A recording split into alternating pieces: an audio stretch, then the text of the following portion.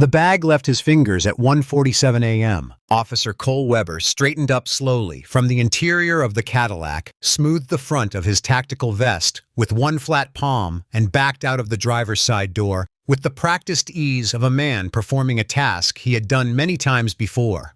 He clicked on his flashlight, he aimed it under the seat, and then he called out into the Georgia darkness with the bright theatrical satisfaction of a man who had just found exactly what he had placed there himself. Well, look at that. That is where this story begins. Not with a chase, not with a confrontation, not with any of the dramatic machinery that people imagine when they think about injustice. It begins with one man leaning into a parked car for 52 seconds, while another man stood 30 feet away with his hands visible on the hood of a police cruiser facing the highway, doing everything right. Cole Weber felt invincible that morning. He had reason to. In 14 years on the Meridian Falls Police Department, not a single complaint had stuck to him. Not one. He had walked out of 14 internal reviews with his badge polished and his record clean, and he had come to understand that as a permanent condition rather than a streak of luck. He believed with the deep, unexamined certainty of a man who has never been seriously challenged that he was simply better at this than the people who complained about him. What he did not know, what he could not have known, because he had never thought to check, was that the rearview mirror housing of that graphite gray Cadillac CT5 contained a hardwired infrared cabin camera. A Blackhawk Pro dual-channel security unit installed by the car's owner with the methodical care of a man who understood that documentation was the only form of protection that couldn't be taken from you at a traffic stop. The camera was recording. The infrared sensor rendered the pitch-black interior of the car in stark, high-contrast monochrome. The audio was clean, and 6 minutes after Cole Weber dropped that bag and made his theatrical discovery, the footage had already uploaded encrypted, time-stamped, and untouchable to a private cloud server registered to the car's owner. Cole Weber drove away from Route 9 that morning with an arrest log, a felony charge, and no idea that he had just recorded himself committing a federal crime. In 8 months, that 52-second clip would play on a courtroom monitor in Meridian County Superior Court in front of 12 jurors, a judge, and a packed gallery. While Cole Weber sat in the witness chair having just placed his hand on a Bible and sworn that none of it had happened. Stay with me. Because the moment that video loads, the moment the lights dim and the screen comes to life and the jury watches Cole's hands in perfect infrared clarity, everything he spent 14 years building disappears inside a single afternoon. Meridian Falls, Georgia, sits in that particular band of the American South where prosperity and poverty share a zip code without ever quite acknowledging each other. The city's downtown had been renovated twice in the last decade. New streetlights, repainted crosswalks, a farmer's market on Saturday mornings that sold goat cheese and artisan jam to people who drove in from the suburbs. The city council ran on platforms about growth and investment and community development, and for the people who lived in the right neighborhoods, it felt true. For the people who didn't, the city worked differently. The Meridian Falls Police Department occupied a 3-story concrete building on Callaway Street that smelled permanently of industrial cleaning fluid and burnt coffee, and that had been operating on a particular internal logic for longer than most of its officers had been alive. The logic was simple. Arrests were currency. Felony arrests were premium currency. The department tracked quarterly arrest metrics on a whiteboard in the third-floor briefing room that was visible every time you walked past the open door, and Captain Gerald Pruitt, who had commanded the patrol division for 9 years, had a genuine talent for making the numbers feel like a moral statement. Officers with high numbers were commended at full precinct assemblies. Officers with low numbers got the bad shifts. The difficult partners, the equipment that needed repair requests, filed 6 times before anything happened. No one told the officers to manufacture arrests. No one needed to. Route 9 was the Eastern Corridor, a 12-mile stretch of highway connecting the Industrial Park District to the residential suburbs, running through a landscape of chain-link fencing storage facilities and the kind of darkness that only exists on a road with 30-foot gaps between working streetlights. Inside the department, officers called it the pipeline. It was reliable. A driver on Route 9 after midnight was either a shift worker, a delivery person, or someone the department could manufacture a reason to stop. The distinction between those categories was for officers like Cole Weber largely a matter of what the driver looked like. The city did not know this. Or rather, the city knew it the way a person knows about a pain they've learned to live with duly without urgency, without the specific documented proof that forces action.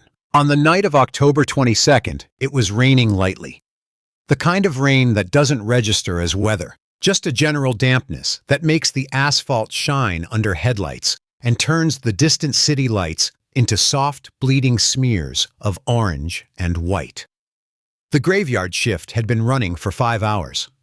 The Route 9 corridor was quiet, which was its own kind of invitation to a man who had learned to read quietness as opportunity. It was 1:41 in the morning when Cole Weber saw the Cadillac. Cole Weber was 38 years old, and he had the particular physical quality of a man who had been large and confident for so long that it had become architectural, built into his posture, his walk, the way he occupied a room. 6 feet 210 pounds buzz cut, that he maintained himself every 10 days with a pair of clippers he kept in the bottom drawer of his locker. His uniform was always pressed. His boots were always clean. He had a mirror mounted on the inside of his locker door, and he checked it before every shift with a thoroughness that his colleagues had long since stopped teasing him about, because Cole didn't respond to teasing in ways that made it worth trying. He had joined the Meridian Falls Police Department at 24, fresh from 2 years of community college and a failed application to the state police, which he had never mentioned to anyone and which he thought about more than he would admit. He was not a stupid man. He was in many ways a diligent one. He knew the law well. He knew procedure. He could write an arrest report with a clean internal logic that held up to review. And he had refined this skill over 14 years until it was nearly automatic. The words came out in the right order. The probable cause was established in the right sequence. The narrative of the stop flowed naturally from observation to action to discovery. The problem was that the narrative often came first. Cole had been passed over for the detective division twice. The first time, 4 years ago, he told himself it was politics. The incoming captain had his own people, and Cole was attached to the previous administration's network. He let it go with the particular studied grace of a man who has practiced letting things go in front of a bathroom mirror. The second time, 18 months ago, the promotion went to a 29-year-old named Davis Hartley, who had been on the force for 6 years and had a college degree in criminal justice and the easy confidence of someone who had never needed to fight for anything. Cole had gone home that night, sat in his truck in his own driveway for 45 minutes, and then gone inside and eaten dinner without saying anything to his wife Karen about how the day had gone. After that, the pipeline got busier. The numbers he produced in the following year were genuinely impressive. 9 felony narcotics arrests, 3 trafficking charges, a seizure of a vehicle that the department's civil forfeiture unit handled quickly and quietly. Captain Pruitt had commended him specifically at a full precinct assembly, used the phrase instinctive police work, and Cole had stood up straighter than he had in months. What drove Cole was not malice in the way that word is usually understood. He didn't spend time thinking about the people he arrested as individuals. They registered as problems, as opportunities, as elements of a professional calculus he had been running for so long it felt like perception. When he saw a car that didn't match his internal model of what belonged on Route 9 at midnight, the suspicion was immediate and felt to him like expertise. He had built his entire professional identity on the belief that his instincts were his greatest tool, and 14 years of complaint-free operations had done nothing to challenge that belief. The amber bottle had come from a juvenile stop 2 weeks earlier. The kid's 17 first offense had a small quantity on him, enough for a misdemeanor. Cole had offered a deal, reduced the charge to a noise ordinance violation, no record, no court date. In exchange, the kid gave Cole the rest of what he had. Cole had driven to the end of a parking lot behind a shuttered grocery store, sat in his cruiser, and carefully poured half the contents of the kid's bag into a small amber prescription bottle he'd cleaned and relabeled. He'd put the bottle in the inner pocket of his tactical vest. He told himself it was insurance. He told himself this the same way he told himself a lot of things quickly, efficiently, without dwelling. On the night of October 22nd, 3 hours into his shift and running 5 arrests behind his quarterly target, Cole Weber was watching the pipeline when the graphite gray Cadillac CT5 crossed his field of vision, doing exactly 65 miles per hour in a 65 zone. He watched it for 4 seconds. Then he pulled out. Marcus Cole had been awake for 17 hours when he turned onto Route 9. He was 31 years old, and he was the kind of tired that lives behind the eyes, the specific exhaustion of sustained concentration of a brain that has been performing precise, high-stakes calculations for most of a day, and hasn't been told yet that it's allowed to stop. He had left the Hargrove and Dunn architecture offices at 1:15 that morning after a 4-hour coordination meeting with the federal contractors managing the Meridian Falls Courthouse expansion project. The meeting had gone long because the federal project manager had questions about the load distribution specifications for the Eastern Wing's 3rd floor, and Marcus had answered every one of them in detail, pulling up his annotated engineering drawings on his laptop and walking the room through the calculations with the patience and precision that had made Raymond Dunn, the firm's senior partner, describe him to a client as the engineer I trust most not to be wrong. Marcus had been at Hargrove and Dunn for 4 years. Before that, Georgia Tech, a structural engineering degree paid for by a combination of a merit scholarship, the federal Pell Grant, and a part-time job at a campus dining hall that he had worked for 3 years without missing a shift. Before that, Birmingham, Alabama, where he had grown up with his mother Denise in a 2-bedroom house on a block that the city had been promising to repave for 11 years. Denise had been a school-aide special education elementary level for 23 years before a degenerative knee condition had forced her into early retirement.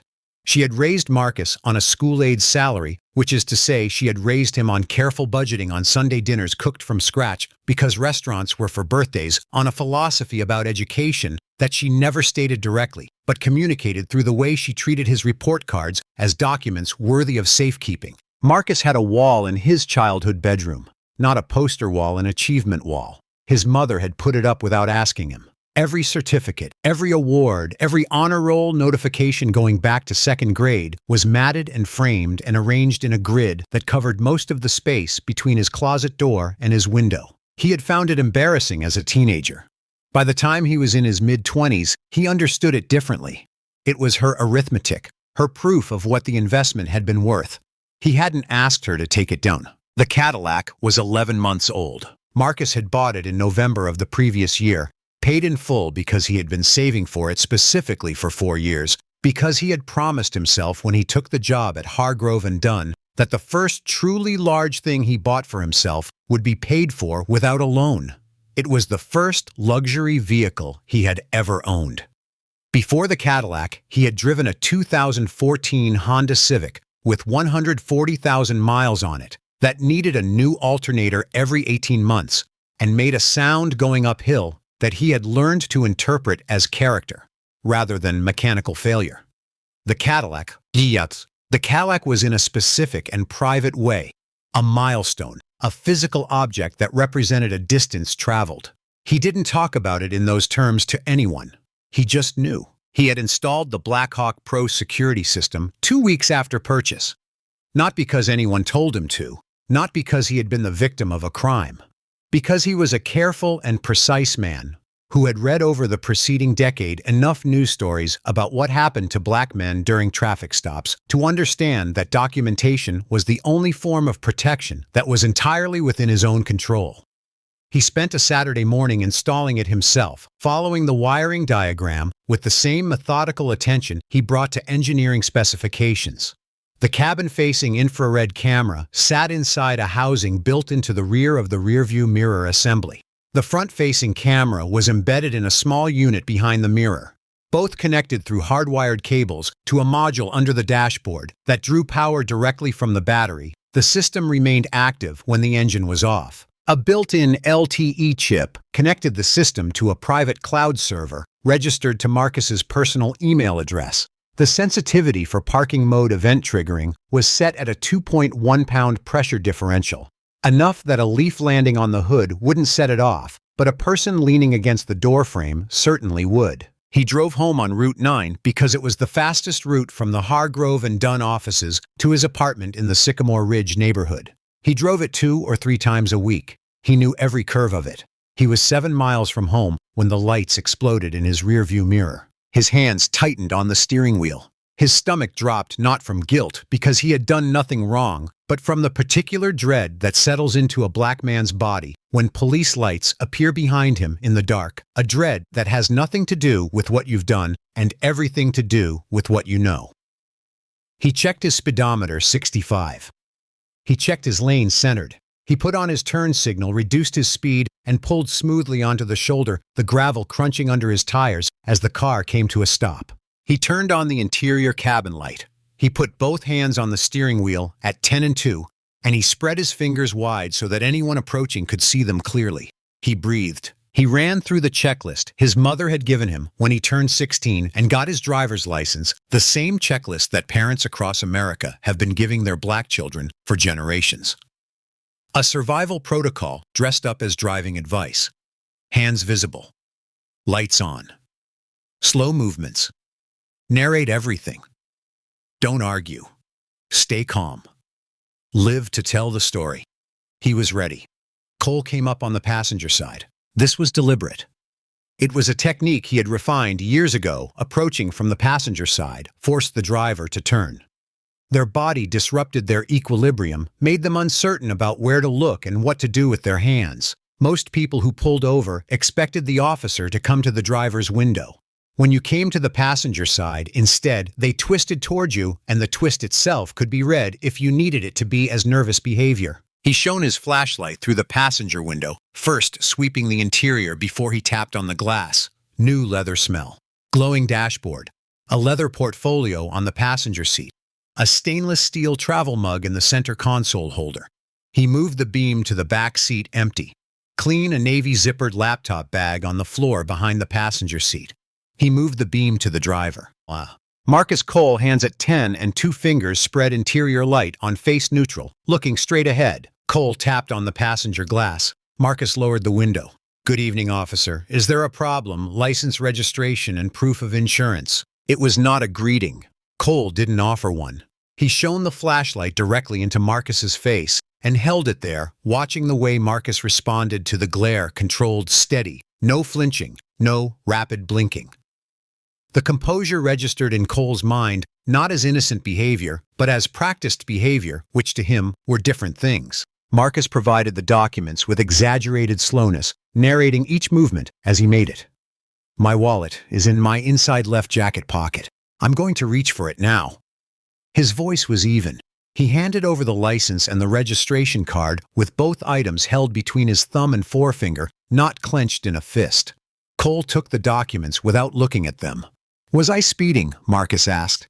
My cruise control was set to 65 the entire way. You drifted, Cole said. He walked slowly around the front of the car, shining his flashlight on the tires, on the front grille, performing a theatrical examination that was not a legal requirement for any traffic stop. He came to the driver's window. Back there at the Route 9 overpass. You crossed the solid white line. Looked to me like you might be having trouble operating the vehicle. I didn't drift, Marcus said. I maintained my lane from the moment I entered Route 9. If your equipment recorded the stop, it will show that. Cole's jaw moved once. A small thing.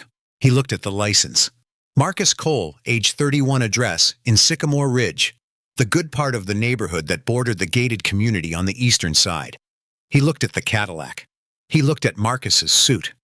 "You've been drinking tonight," Mr. Davis, Cole said. Cole, Marcus said quietly.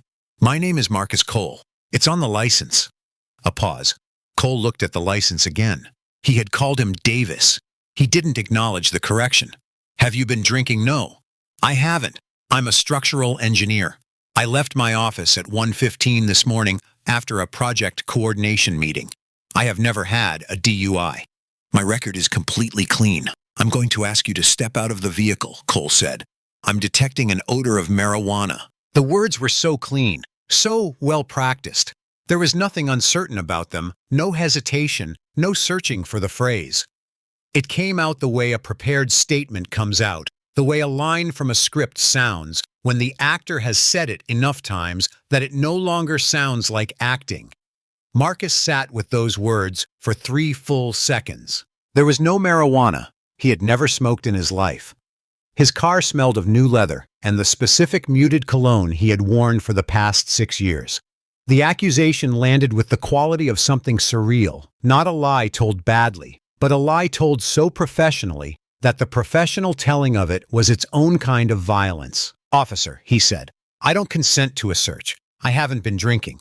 There is no marijuana in this vehicle. I would like to know what specific traffic violation is the basis for this stop." Cole opened the driver's door. "Step out, now, or I will remove you from the vehicle." Marcus stepped out, slowly, hands up and visible the way the protocol said. He stood on the shoulder of Route 9 in his Tom Ford suit in the cold October rain, 45 degrees, and getting colder. And he kept his hands where Cole could see them, and he did not say anything more. Cole spun him, not violently, but without any attempt at gentleness, and walked him to the front of the patrol cruiser with a hand between his shoulder blades. "Stand here, hands on the hood where I can see them." Marcus put his hands on the hood of the cruiser. The metal was on me from the engine.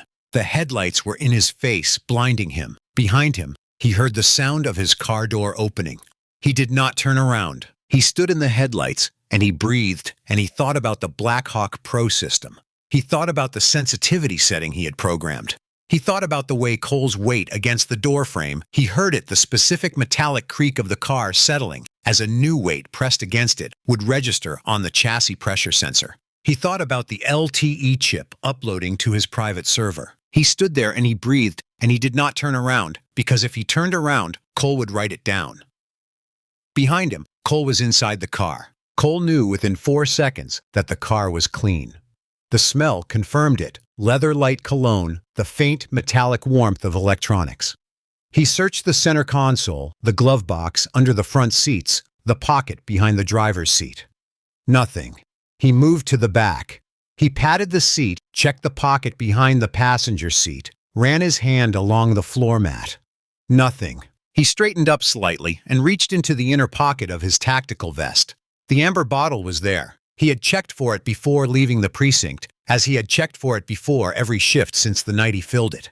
His fingers closed around it. He thought about the quarterly numbers. He thought about Davis Hartley's gold shield. He thought about Captain Pruitt at the assembly pointing at him, saying the kind of police work this department was built on. He opened the bottle. He tipped 3 pieces into his palm. He wrapped them in the folded receipt from his pocket, a gas station receipt, the kind nobody looks at, and he placed the package under the seat rail near the driver's door, pushed it back slightly so it was partially obscured but findable. He backed out. He aimed his flashlight. "Well," he said, "look at that." He walked back to Marcus with the package held up in the beam of the flashlight. The crack rocks caught the light. Marcus stared at the package. His brain performed a specific kind of emergency calculation that the human mind runs when the ground drops away. A rapid, desperate search for any version of events in which this makes sense, in which this is not what it appears to be, in which the world is still operating according to the rules he has understood it to follow. He found nothing. "That isn't mine," Marcus said. His voice was very quiet. "I have never seen that before. You put that there." "Yeah," Cole said, already reaching for his handcuffs. "Tell it to the judge."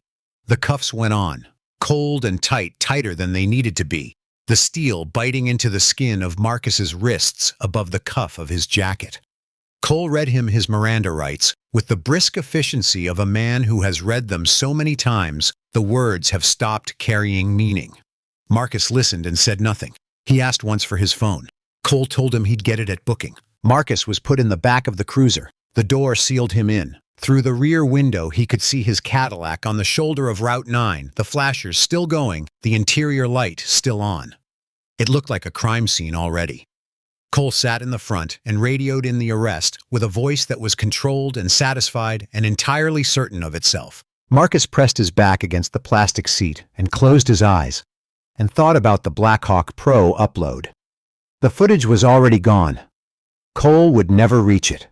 Whatever happened next, the truth was already somewhere. Cole Weber could never touch it. He held on to that.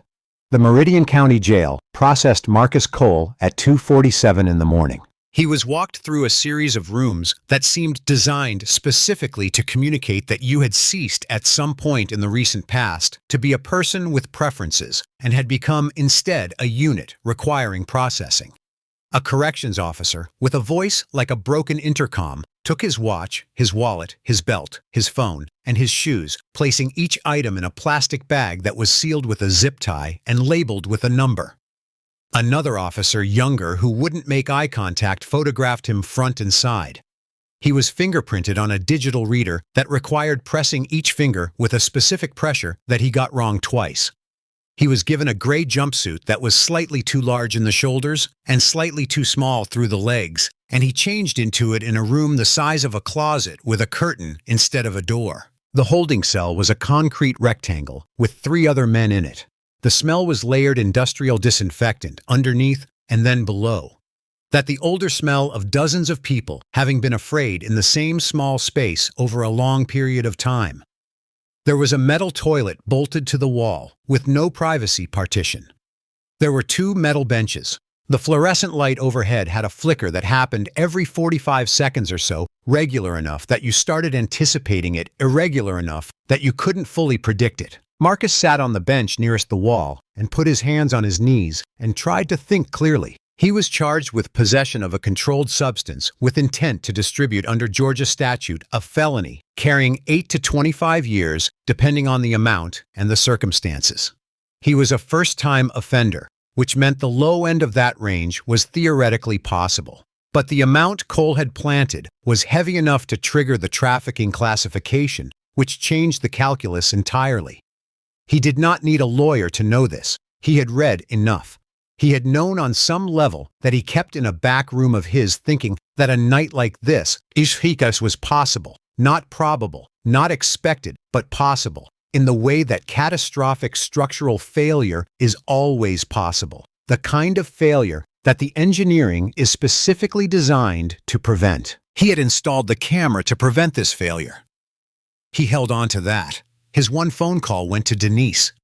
It was 4:15 in the morning. She picked up on the second ring, which told him she had not been asleep, which told him that some part of her had understood the way mothers understand things through mechanisms that have no rational explanation that something was wrong. He told her the facts, calmly and in order. Route 9, traffic stop. An officer named Cole Weber, a bag planted in his car, arrested and charged. He was in Meridian County Jail. He needed a bail bondsman, and the bond would be set at arraignment. Denise listened without interrupting. When he finished, she said, "Did you do it?" "No," he said. She said, "Then we'll fix it. Not we'll try to fix it. Not I hope we can fix it. We'll fix it." The declarative certainty of it traveled through the phone line and landed in his chest with the weight of something structural load-bearing. He breathed more easily than he had since the handcuffs closed. The arraignment was at 10 a.m., 3 days later. Marcus spent those 3 days in the holding cell. He slept in 2-hour increments, waking each time the cell door opened or the light did its thing. He ate what was delivered through the slot in the door: cold, scrambled eggs, white bread, something that was described on the tray as vegetable soup. He did not make conversation with his cellmates. He was not unfriendly. He was simply elsewhere inside his own head, working through what he knew and what he could prove, and what needed to happen next. At the arraignment, bail was set at $180,000. The number hit the courtroom with a specific kind of financial violence, the casual indifference of a system that sets numbers like that without knowing or caring what they mean in relation to any particular family's actual resources. The judge moved on to the next case before Marcus Ishia had processed the figure. He was returned to holding. 3 nights in the Meridian County Jail, and then Denise arrived. She drove 8 hours from Birmingham in her 2009 Ford Focus with the heater that only worked on its highest setting and the passenger window that didn't roll down all the way. And she arrived in the Meridian County Jail parking lot at 7:23 in the morning, 40 minutes before Marcus walked out. She was 61 years old. She was wearing her good coat, a dark navy wool coat she had bought at a department store sale 6 years ago, and had kept carefully dry cleaning it every autumn, wearing it to church and to her medical appointments, and to anything that required her to be taken seriously by someone who did not know her. She was sitting on a low concrete wall near the exit doors, and she was not looking at her phone. She was looking at the door. When Marcus came through it, he was still in the clothes from the night of the arrest, the Tom Ford suit creased and stale, smelling of the holding cell's institutional disinfectant. He had not shaved in 3 days. He was moving carefully the way people move when they have been operating on inadequate sleep for long enough that the body starts making executive decisions about how much energy to spend on any given task. Denise looked at him. She did the thing she had done when he was a child and came home from school with any kind of injury. She looked at him completely and carefully checking for damage with the thoroughness of a woman who understood that the visible damage was rarely the most significant kind.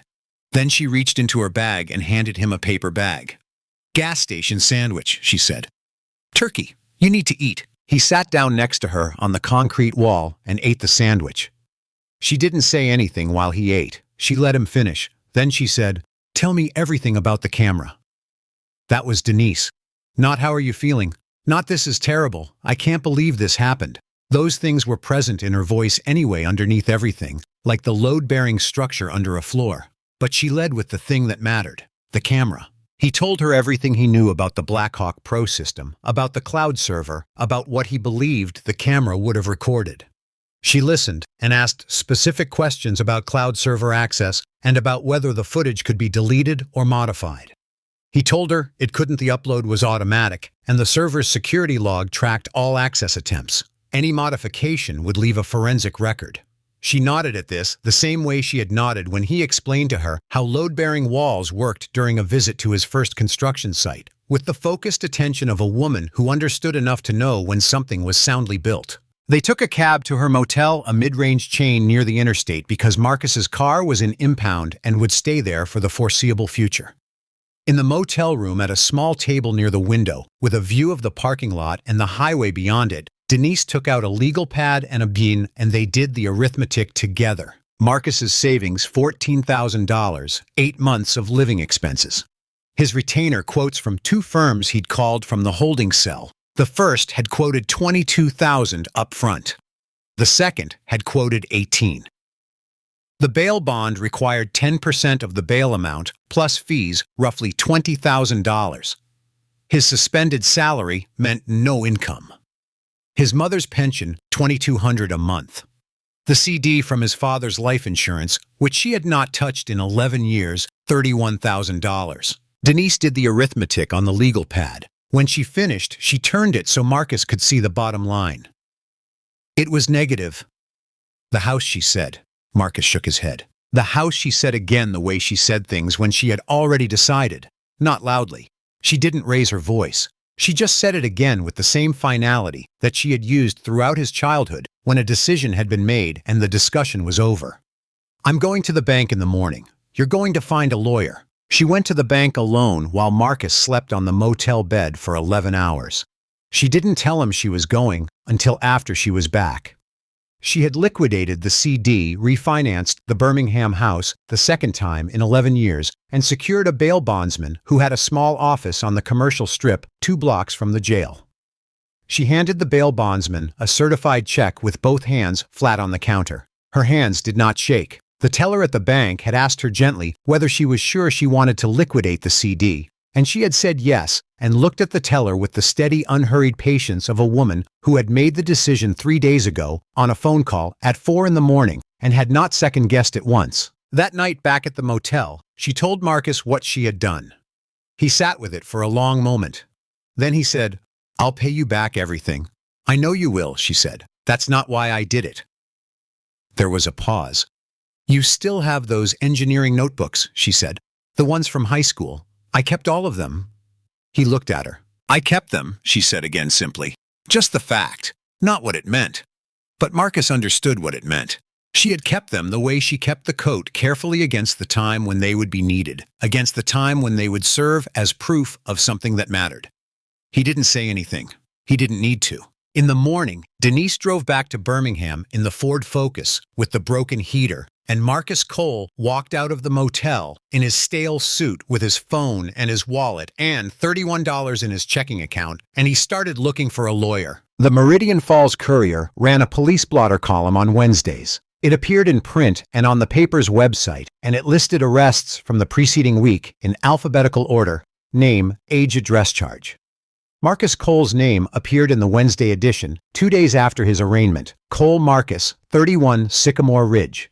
Felony possession of a controlled substance with intent to distribute. 8 words. His name, his age, his neighborhood, and a description of something he had never done. The blotter was freely available online. It showed up in search results. His colleagues at Hargrove and Dunn would have found it in 10 seconds if any of them looked. Some of them didn't need to look. The name circulated through the firm's informal communication channels, the text threads and group chats that exist in parallel to the official company email system, carrying the information that the official channels don't with the speed and indiscriminate reach that informal channels always have. Hargrove and Dunn's HR department called on a Thursday morning. A woman named Patricia, whom Marcus had met once at a company function and who had been professionally pleasant, informed him that his employment was suspended without pay, effective immediately pending investigation per Section 9 of his employment contract, which covered conduct that could bring the firm into disrepute or create legal liability. The call lasted 4 minutes. Patricia's voice was carefully neutral throughout. Raymond Dunn was in the background. Marcus could hear him. There was a specific quality of silence in a room where someone is present and not speaking that is different from an empty room silence. Raymond said nothing. The call ended. His 3 closest colleagues at the firm were men he had eaten lunch with almost every working day for 4 years. The first texted him the day after the arrest. "Thinking of you, man. Let me know if you need anything." This was followed by silence. The second texted 2 days later. "Heard what happened. Really sorry." This was also followed by silence. The third never reached out at all, which Marcus found strangely easier to process than the first 2. At least it was honest. His apartment building was a mid-rise in Sycamore Ridge with 42 units and a property manager named Greg who sent a lease review notice under Marcus's door 9 days after the arrest. The notice cited a clause regarding criminal charges and their potential impact on tenancy.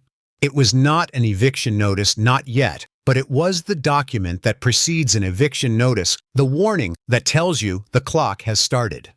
Marcus read it standing in his kitchen in his warehouse job clothes at 6:30 in the morning, and then put it face down on the counter and made coffee and did not touch it again for 2 days. The neighbor on his floor, a retired insurance adjuster named Bill, who had talked to Marcus about Georgia football every single week for 2 years, who had borrowed Marcus's socket wrench set 3 times and always returned it, crossed to the opposite side of the hallway when they encountered each other near the elevator. Not running, not dramatic, just the specific practiced distance of a person who has decided they would prefer not to be visible in proximity to someone else. Marcus watched this happen and noted it with the same careful, non-reactive observation he brought to everything. He filed it away.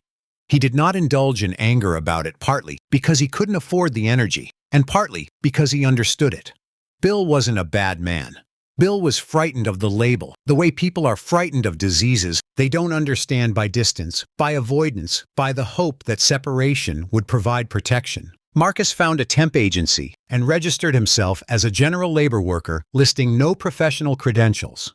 He was placed at a warehouse receiving dock on the night shift, 11 p.m. to 6 a.m. He wore a hat and kept it low. The work was physical and simple. Scan the arriving inventory, check against the manifest, move the pallets to the designated staging area. He was good at it, in the way that he was good at everything that had a structure. He could learn reliably, quietly, without complaint. He brought his engineering notebooks to work in his bag. During the 2 breaks and the 30-minute lunch period, he opened them at the break room table under the fluorescent light and worked on calculations. Not for any project, just calculations, load tolerances, structural analyses, the kind of mathematical work that his hands and his brain did automatically, the way a musician practices scales. Not because it produced anything, because it kept him connected to who he was when everything else was working to disconnect him from it. He stopped answering Raymond Dunn's calls, not because he was angry at Raymond. Raymond had done what he had to do, and Marcus understood that, but because every time his phone showed Raymond's name, something in his chest contracted in a way he couldn't quite control, and he was trying very hard to maintain control over everything he could still control. Raymond left messages. Marcus didn't listen to most of them. He listened to one 2 weeks after the arrest in which Raymond said, "I know you didn't do this. I've known you for 4 years. I just want you to know, I know." Marcus listened to that message 4 times, sitting in his car in the warehouse parking lot at the start of a shift, and then he put the phone in his pocket and went inside and worked. Captain Gerald Pruitt commended Cole at a full precinct assembly 17 days after the arrest. It was a Thursday morning, 8:15, the entire day shift, plus the overlapping graveyard shift, crowded into the third-floor briefing room with its institutional gray walls and its arrest metrics whiteboard, and its smell of burnt coffee that no amount of the good stuff from the machine in the break room could fully displace. Pruitt stood at the front with a commendation certificate that he'd had printed at an office supply store. The precinct budget for official materials was perpetually inadequate, and read from it in a voice that carried genuine admiration. Detective Track Officer Cole Weber Pruitt said, for demonstrating the kind of instinctive street-level police work that the Route 9 corridor demands and that this department was built on. Cole stood up when his name was called and received the applause of about 60 officers with the expression of a man who had been expecting this but had the discipline not to show it.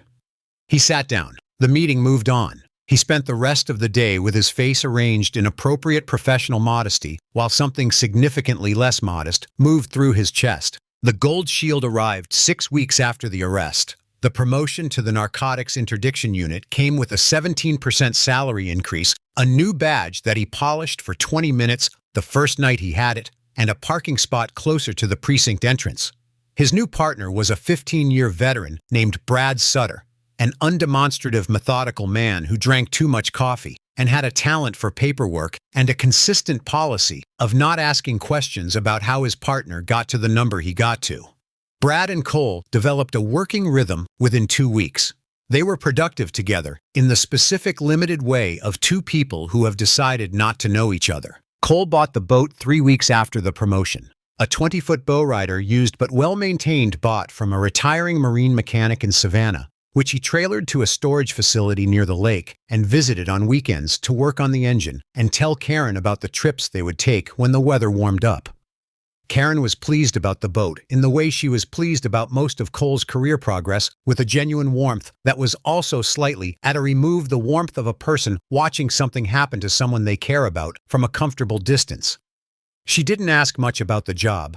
He didn't tell her much. 3 weeks after the promotion, alone, his patrol cruiser, in a parking lot during a late-night surveillance run, Cole searched Marcus Cole's name on his phone.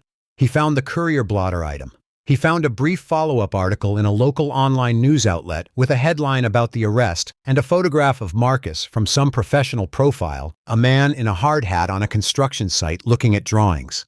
Cole looked at the photograph for a moment. He thought about nothing in particular. He closed the browser. He put the phone down. He did not search the name again. He refilled the amber bottle the following Tuesday. Marcus found Veronica Hayes through a legal aid referral that came from a social worker at the county jail's reentry program. A woman named Tanya, who had taken one look at Marcus's file and his professional history, and made 3 phone calls on his behalf before the end of her shift. The referral was to a law school friend of Tanya's, who had since left the public defender's office to go private. The law school friend was not available, but she gave Marcus the name of the person she considered the best criminal defense attorney she personally knew in the Northern Georgia district. The 3rd floor of the Meridian Falls Commerce Building was a hallway of frosted glass doors. A tax preparer, a notary, a Spanish-language immigration consultant, and at the end of the hall, in a suite of 2 rooms that looked from the outside like organized chaos and from the inside like a highly sophisticated information management system that only its operator could fully navigate, a frosted glass door that read Veronica M. Hayes, Attorney at Law, in clean black letters. Veronica Hayes was 44 years old and had spent the first decade of her legal career as an assistant United States attorney in the Northern District of Georgia, prosecuting federal civil rights cases with a win rate that her supervisors described in performance reviews as remarkable, and that she herself attributed to preparation so thorough it bordered on the obsessive. She had left the U.S. Attorney's Office 8 years ago. Not for money, private criminal defense paid better. But the transition had initially cost her income, not added to it, but because of a case she had prosecuted in her 7th year, a drug possession case against a 23-year-old named Aaron Wells, which she had built on the testimony of a confidential informant whose reliability she had not questioned with sufficient rigor because the informant's other information had been consistently accurate and the case against Wells seemed clean. Aaron Wells had been convicted and sentenced to 4 years, and 18 months after the conviction, the informant's handler at the DEA revealed that the informant had fabricated the key testimony against Wells in exchange for a reduced charge on an unrelated matter. Aaron Wells had been released. Veronica had driven to the prison gate on the day of his release and waited in her car until he came out, and then she had introduced herself and told him she was sorry. He had looked at her for a long moment and then nodded once and walked to the car that was waiting for him. She didn't know what else to say, and so she had said nothing else. She had gone home and resigned from the U.S. Attorney's Office the following week, and she had been doing criminal defense ever since, and she had spent 8 years trying to be on her best days exactly the kind of attorney who would have caught what she had missed in the Aaron Wells case. Her office had 2 rooms. The outer room where her assistant Darnell worked was orderly. The inner room where Veronica worked was not, but it was a specific purposeful disorder, stacks of files organized by a system that was entirely in her head and that she could navigate in total darkness. There was a whiteboard on one wall with a dense case map written in 3 colors of marker. There was a framed photograph on the bookshelf behind her desk, a young man in a cap and gown, laughing at something off camera. Her younger brother Clifton, the first person in their family to finish college. He was now a high school math teacher in Decatur. Veronica had helped pay for his last 2 years. She had Marcus sit down across from her desk, and she read the police report, the chain of evidence documentation, the DA's charge sheet, and Cole Weber's personnel summary, all printed all in front of her in a clean row, while Marcus sat quietly and waited. She read everything twice. She made notes on a yellow legal pad with a red pen. She did not speak until she had finished. Cole Weber, she said. 14 years, 14 excessive force complaints. None of them stuck, Marcus said. No, they went through internal review. She looked at the personnel summary. 3 prior felony narcotics arrests involving controlled substances found in vehicles. All 3 resulted in convictions. No appeals. She looked up. Do you see what that is? Marcus waited. That's a pattern, she said. Not proof, not yet, but a pattern. She told him about the plea offer. The DA's office had extended 2 years probation, a $4,000 fine charge reduced to simple misdemeanor possession, time served. She put the paper with the offer in front of him on the desk and sat back and watched him read it. He read it. He put it down. He said, she studied him. Not rapidly, she took her time with it, the way she did when she needed to understand what she was actually working with. A person who said no to a plea offer, like this one in his circumstances, with the evidence apparently stacked against him, was either very confident in something they had or very stubborn in something they believed. The distinction mattered enormously. Why not, she said. Because I didn't do it, he said. And because I have proof. She said, tell me. He walked her through the stop. He was precise and sequential. He had been an engineer long enough that narrating a sequence of events was a technical exercise for him, the same kind of task as walking a room through a load distribution calculation. He described the approach, the flashlight,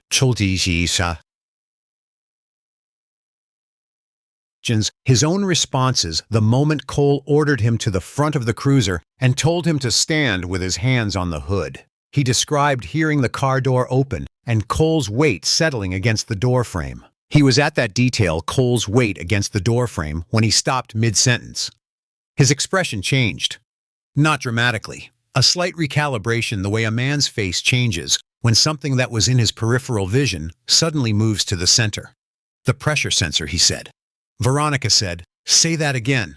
He explained the Blackhawk Pro system. He explained the hardwired power connection. He explained the parking mode event, trigger the 2.1-pound differential. He had set the specific reason he had set it at that level. The logic of a chassis, pressure activation, that would catch a person leaning against the car from outside without triggering on wind or rain. He explained the LTE upload automatic encrypted timestamped from the moment the clip was recorded. He explained that the cloud server was registered to his personal email, that the impound of the physical vehicle would not have affected the server, that the footage would be sitting there precisely dated, accessible from any device with his login credentials. He pulled out his phone. Veronica watched him open the Blackhawk Pro application. She watched him navigate to the cloud storage, select the date, find the clip marked Parking Mode Event, triggered at 1:47:23 a.m. He pressed play and put the phone between them on the desk. The screen showed the infrared interior of the Cadillac. The image was monochrome, high contrast, precise. The Blackhawk Pro logo and timestamp were visible in the lower corner. Through the rear window, Cole's patrol cruiser's lights strobed in the background. 4 seconds of empty cabin. Then Cole's torso appeared in the frame, entering from the driver's door. The camera angle from the rearview mirror housing, looking back into the cabin, provided an unobstructed downward view of the space behind the driver's seat. Cole's hands were clearly in frame. The amber bottle was visible in his left hand. The audio captured the small, distinct sound of the bottle opening. Cole's right hand moved to receive the objects from the left, 3 pieces transferred to palm, then wrapped in a piece of paper that Cole had produced from his pocket. The wrapped package was placed with care under the seat rail, pushed back against the door trim. Cole's face appeared at the shoulder check moment. He turned his head to verify that Marcus, outside at the front of the cruiser, was facing away. The infrared rendering was clear and specific. Cole's face in that moment held the expression of a man performing a practiced task, focused, methodical, unsurprised by what he was doing. He backed out of the frame. 3 seconds of empty cabin. Then Cole's voice entered through the car's microphone, recorded by the Blackhawk Pro's external audio pickup. Clean, unmistakable. "Well, look at that." Veronica watched the clip 4 times without speaking. On the 5th play, she paused it at the shoulder check frame. Cole's face turned to look at the front of his cruiser. The amber bottle still visible in his left hand, the action half completed. She looked at it for a long time. Then she said a single word very quietly that indicated her complete professional assessment of what Cole Weber had done. Then she was fully professional again. She picked up her red pen. She turned her legal pad to a fresh page. "Here is what we are not going to do," she said. "We are not going to hand this to the DA's office in discovery. We are not going to file a pretrial motion. We are not going to give the prosecution any reason to know that this footage exists." Marcus watched her. "If we give them this now," she said, "they drop the charges quietly. They refer the matter to Internal Affairs. Internal Affairs opens a review that takes 18 months and ends with Cole Weber receiving a formal reprimand. He keeps his badge. He keeps his pension. He learns to check vehicles for cameras before he plants evidence. The only people who benefit are Cole Weber and the system that produced him." She put the pen down. "We are going to do something different," she said. "We are going to submit standard discovery requests, unremarkable. We're going to let them build their case. We are going to let them feel completely confident." She tapped the phone screen, paused on Cole's face. "And then we are going to let Cole Weber walk into that courtroom, put his hand on a Bible, look at 12 jurors, and tell them he did not bring those drugs into your car." She let the pause breathe. And then she said, "We are going to play this clip. In court. In front of the judge and the jury and the DA and Cole Weber himself. On a screen large enough that every person in that room can see his face." Marcus looked at the paused image on the phone. "We let him commit perjury," he said. "Complete. Documented. Witnessed by a courtroom full of people. Undeniable." She picked up the phone and handed it back to him. "Then we don't just clear your name. We end his career, his freedom, and his carefully constructed version of himself all in one afternoon." She looked at him steadily. Can you wait for that? He thought about the warehouse job. He thought about his mother's certified check on a bail bondsman's counter. He thought about Devin Marsh, whose name he didn't know yet, rotting in a cell somewhere for something Cole Weber had done. Yes, he said. At their third meeting, Veronica asked Marcus to tell her in detail about the courthouse contract. She asked with the careful neutrality she used when she was following a thread that she thought might be important and didn't want to lead him to the answer she was looking for before he got there himself. He explained the Hargrove and Dunn contract with the federal courthouse expansion, the project he had been lead structural engineer on for 14 months. He described the scope, the Eastern Wing addition, the new courtrooms, the structural integration with the existing 1960s building that required particularly careful load analysis because the original foundation had been designed to specifications that predated seismic code updates. He described the federal project management team, the DOJ funding authorization, the coordination meetings. He mentioned almost in passing the security clearance. Veronica stopped writing. What level, she said. Level 2, issued 6 months ago. Background check was done by the FBI field office in Atlanta. It took about 3 weeks. She put her pen flat on the legal pad. Marcus, do you understand what that means? She looked at him with an expression he hadn't seen from her before. Not excitement exactly, but a sharpening, the way a focus shifts when something moves from peripheral to central. Cole Weber didn't just plant evidence on a black man during a traffic stop. He fabricated narcotics charges and committed perjury against a person who holds a federal security clearance. A clearance granted by the FBI. A clearance connected to a Department of Justice-funded project. Marcus followed this. That's not just a state case, he said. That's a federal civil rights violation, with DOJ interest, she said. The moment a federally cleared contractor is targeted, and I can demonstrate targeting. Because we have the footage, this isn't just about Meridian County. This is about the federal government's interest in protecting its contractors from exactly this kind of interference. She turned to a fresh page on the legal pad and wrote a name and a phone number from memory. I'm going to make one call, she said, to a former colleague. Civil Rights Division DOJ Atlanta Field Office. I'm not going to report anything yet. I'm not going to file anything. I'm just going to make sure the right person knows this case exists. She looked up at him. You just need to keep going to work. Keep your head down. Let me build this the way it needs to be built. Marcus nodded. He left her office and walked down the 3 flights to the street and stood on the sidewalk outside the Meridian Falls Commerce Building in the October cold, and for the first time since Route 9, he felt something shift in the weight distribution of what he was carrying. Not lighter, the weight was still there, but differently supported, as if a second load path had been identified that the original structure could rely on.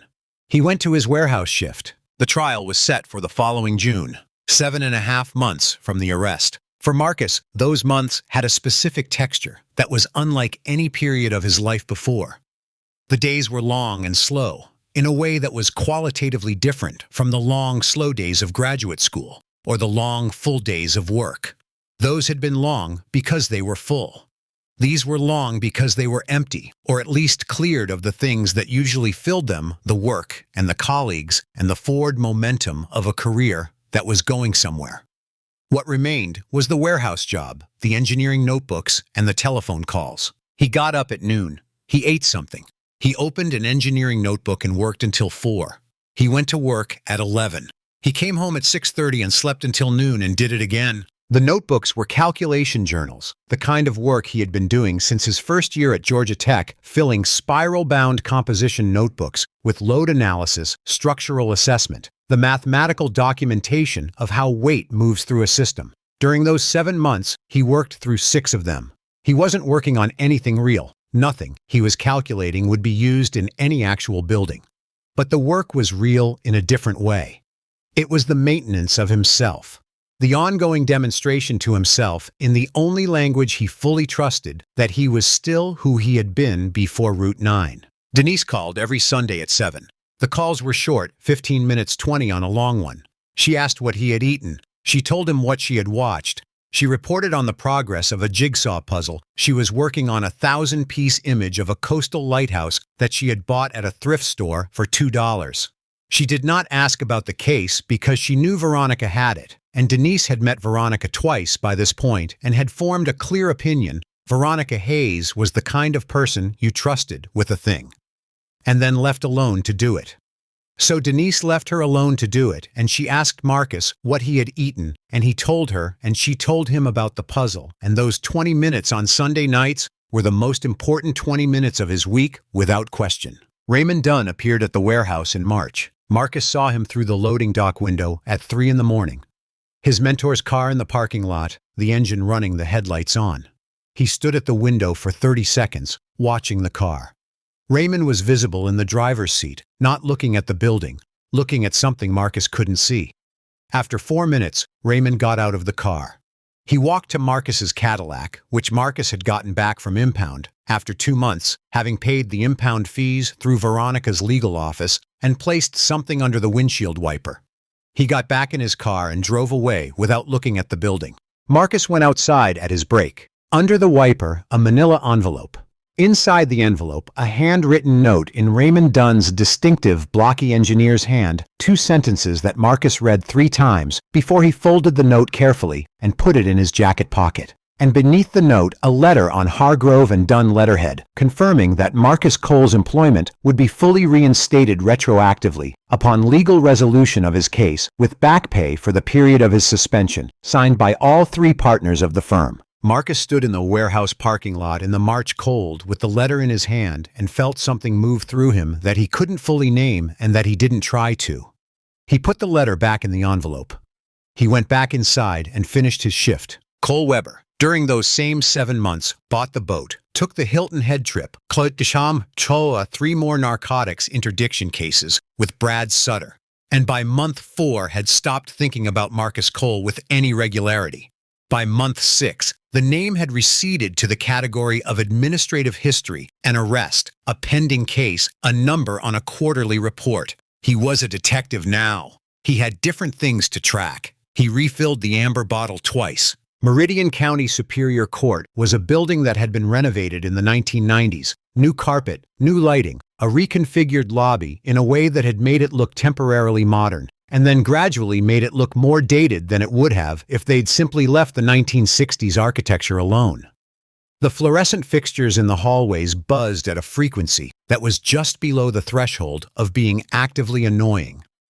And the carpet in the courtroom corridors had the specific kind of institutional pattern work that was designed to hide stains and had been designed so successfully that it was now impossible to know how many stains it was hiding. Courtroom 7 was at the end of the 3rd floor corridor. The Honorable Judge Elaine Marsh presided from a bench that was elevated by about 3 feet, which she used not to be imposing. She was imposing regardless, but because that was where the bench was. She was 58 years old, a former public defender who had spent 12 years trying to convince juries that their clients deserved better than what the system was offering them, and then another 16 on the bench trying to ensure that the system over which she now had some authority offered something better. She had a reputation for 2 things: procedural precision and an extremely low tolerance for courtroom behavior designed to substitute for argumentation. The jury had been selected the prior week, 12 people, 2 alternates. A retired postal worker in seat 1 who had a habit of taking notes, a middle school science teacher in seat 7 who had the focused, listening posture of someone accustomed to determining whether a person in front of her understood the thing they claimed to understand, and 10 other people Marcus had studied carefully during voir dire and tried to understand as individuals rather than as an abstract entity he was supposed to hope would save him. Assistant District Attorney Kevin Pruitt was 34, 6 years in the DA's office, with the well-organized confidence of a man who believed in the evidence in front of him. He had reviewed Cole's report, the chain of evidence documentation, the lab results, and the commendation in Cole's personnel file, and he had constructed a case narrative that he genuinely believed. He was not a corrupt man. He was a man who had made the error of trusting a corrupt one without sufficient scrutiny, and he was about to find out what that cost. Marcus sat at the defense table in a navy suit that Denise had brought from Birmingham. His best suit, the one he wore to client presentations, and kept his hands flat on the table surface, both hands visible, because even here, even in a courtroom where he was the defendant and was supposed to be at the greatest disadvantage, some part of him maintained the protocol. Keep the hands visible. Move deliberately. Give no one a reason. Veronica sat beside him with her yellow legal pads and her red pens and the Black Hawk Pro footage on a secured USB drive in the interior pocket of her suit jacket. Pruitt's opening statement was calm and methodical. He described Marcus Cole as a man engaged in criminal activity who had been identified and apprehended by a trained officer following established procedure. He described the drugs, their quantity, their classification, the trafficking threshold that the amount exceeded. He told the jury the evidence would be clear and absolute. He spoke for 22 minutes. Veronica stood up when the judge called on her for the defense's opening statement. She looked at the jury for a long, unhurried moment. Then she said she was reserving the defense's opening statement and sat back down. The retired postal worker in seat 1, who had been writing steadily during Pruitt's statement, looked up from his pad and looked at Veronica with an expression of careful attention. Judge Marsh moved them to the afternoon session. Day 2 opened with the prosecution's foundational witnesses. First, the CAD dispatch operator who had logged Cole's traffic stop, a woman named Rita Mosley, who testified to the radio log, the timestamps, and the chain of communication from stop to arrest. She was competent and factual. Veronica's cross-examination of her was 3 questions. Was there any record in the CAD log of a specific traffic violation observed prior to the stop? Rita confirmed the log notation was suspicious vehicle. Had the CAD log been modified after the initial entry? Rita said no. Veronica thanked her. Second, the forensic chemist from the state crime lab, a methodical man named Dr. Carl Hewson, who had been doing this work for 19 years and whose testimony was precise, measured, and entirely credible.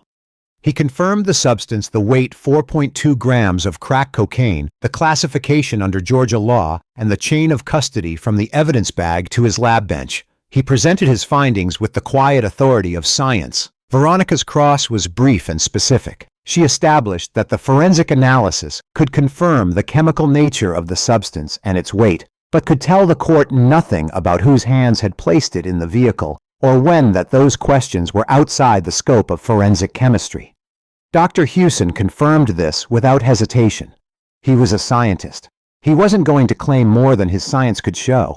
Third Captain Gerald Pruitt, who testified to Cole's record, his commendation, the promotion process. He described Cole as a thorough, instinctive officer with consistently strong numbers and a commitment to the community. He was convincing in the way that people who have been saying the same thing for a long time are convincing. The words had the worn, smooth quality of something repeated until it required no effort. Veronica's cross of Pruitt was the first moment when the courtroom's attention shifted. She asked how many excessive force complaints Cole Weber had received over his 14-year career on the department. Pruitt said he didn't have the exact figure in front of him. She said the number was 14-1 for each year, and asked whether any of them had been sustained, meaning whether any review had concluded that Cole had in fact violated departmental policy. Pruitt said the internal review process had cleared him each time. She said the internal process, meaning the department, reviewed its own officers' conduct and found no issue. Pruitt started to answer. She said she had no further questions. Pruitt objected on relevance grounds. Judge Marsh sustained the objection, instructed the jury to disregard the implication, and moved on. The retired postal worker made a note on his pad. The middle school science teacher had stopped taking notes and was watching Veronica. Detective Cole Weber entered courtroom 7 on the afternoon of day 2 with the bearing of a man who had done this many times and expected to do it well. He was in his best civilian suit, charcoal gray, precisely cut, and his detective's shield was on his belt, positioned where a jury could see it without straining. He moved through the gate with the comfortable authority of a person who understood that his physical presence was part of his testimony, who had learned over 14 years that juries read bodies as carefully as they read words. He sat in the witness chair. He made a relaxed survey of the room. He made brief collegial eye contact with Captain Pruitt in the gallery. He placed his hands comfortably on the armrests and crossed his left ankle over his right knee and waited for Pruitt to begin. Pruitt led him through the stop with clean, sequenced questions. Cole described the vehicle, the Cadillac, the tinted windows, the hour. He described his observation of the driver's behavior. He described the odor that gave him probable cause. He described his search of the vehicle, methodical and complete, conducted according to department protocol. He described the discovery of the package under the seat rail. He described placing Marcus Cole under arrest. His voice was steady throughout, unhurried, making direct eye contact with the jury, through most of it turning to face Pruitt for the questions and returning to the jury to deliver the answers. Pruitt held up the evidence bag. The crystalline contents caught the courtroom light, and Detective Harrison, Pruitt, began. Weber Judge Marsh said without looking up from her notes. A beat. Pruitt recovered. Detective Weber, where precisely did you locate this substance under the seat rail on the driver's side rear floor? Cole said. Partially concealed beneath the floor mat edge. It required deliberate searching to locate. At any point during your search of the vehicle, did you introduce this substance into the car? Cole let a small dismissive sound escape, not quite a laugh, something just below it. He shook his head slightly. Absolutely not. That's absurd. Did you have any prior contact with the defendant before this stop? None. I'd never seen him before in my life. Thank you, Detective.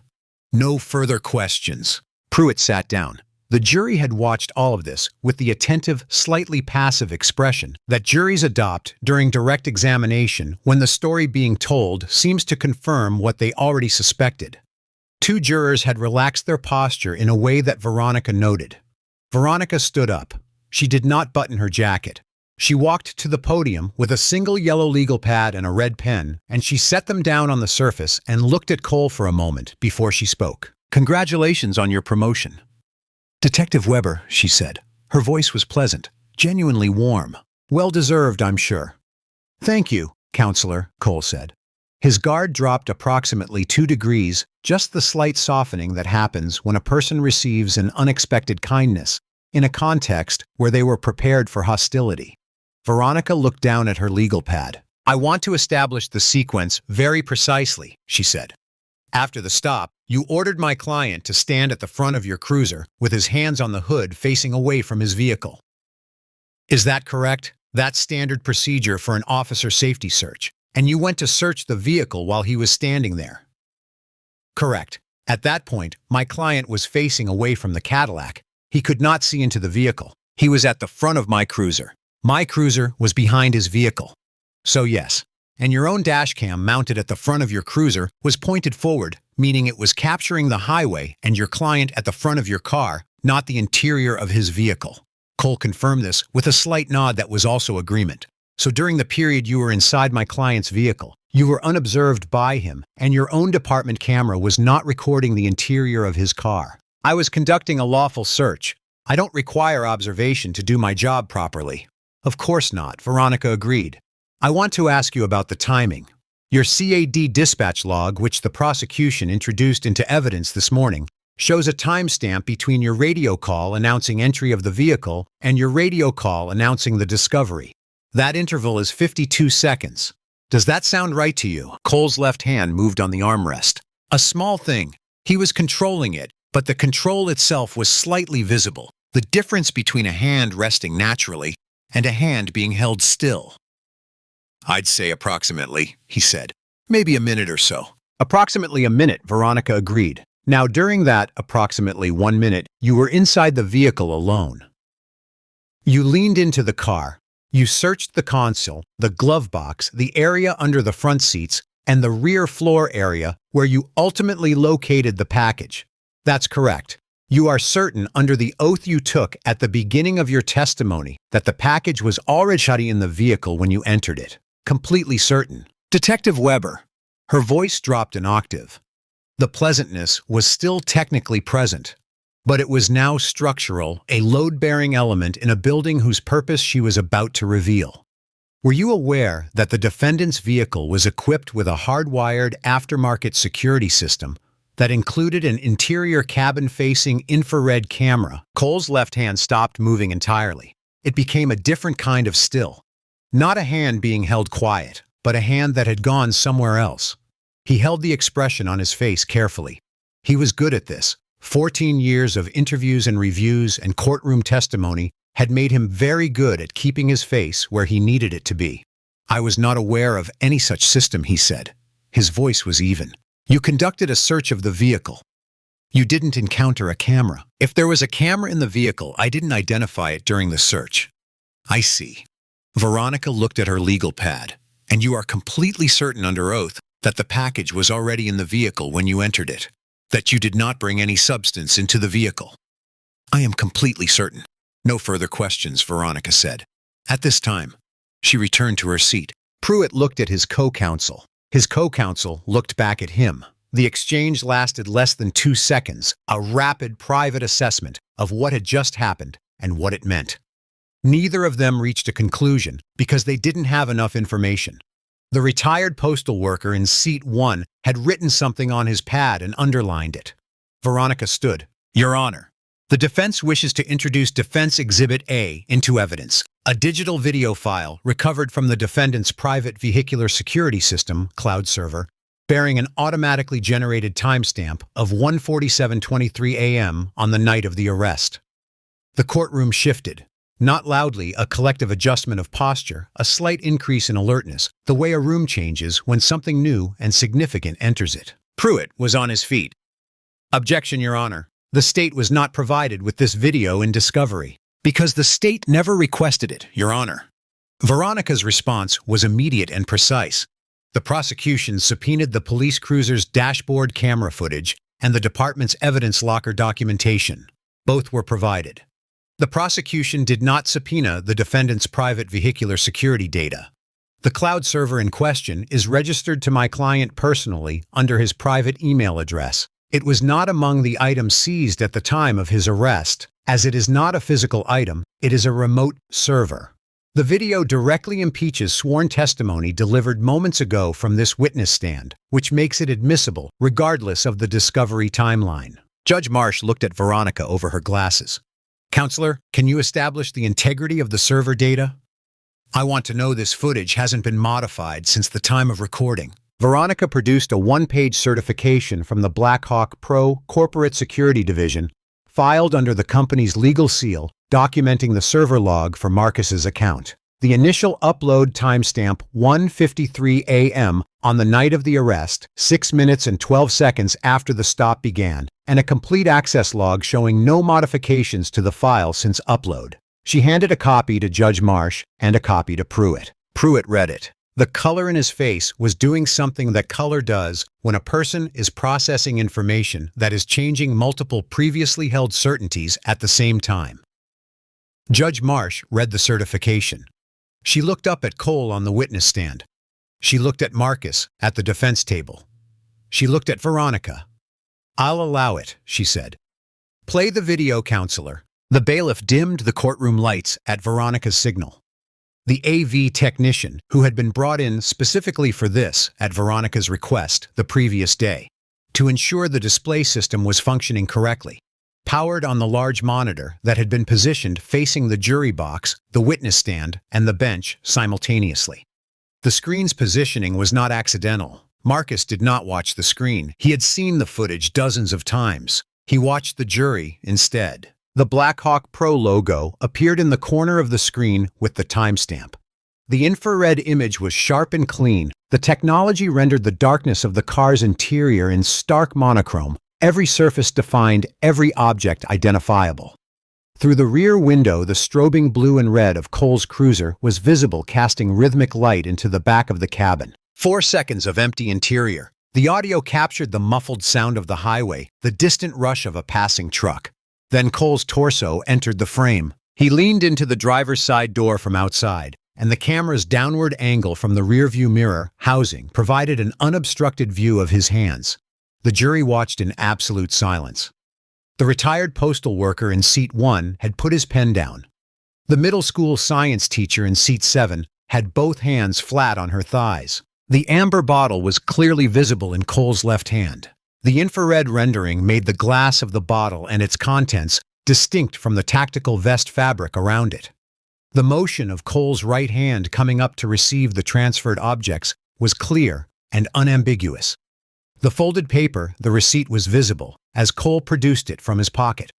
The careful placement of the wrapped package under the seat rail was deliberate, measured the movement of a man making sure a thing ends up exactly where he intends it to end up. Cole's face appeared for the shoulder check. He turned his head toward the front of his cruiser, confirming Marcus's position.